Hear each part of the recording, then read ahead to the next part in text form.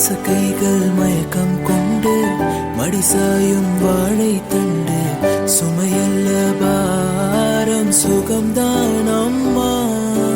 தாயான பின்புதான் நீ பெண்மணி, தோல் மீது தூங்கடி கண்மணி கண்மணி. காலையில் தினமும் கண் விழித்தால் நான் கைதொழும் தேவதை அம்மா. அன்பென்றாலே அம்மா என் தாய் போலாகிடுமா.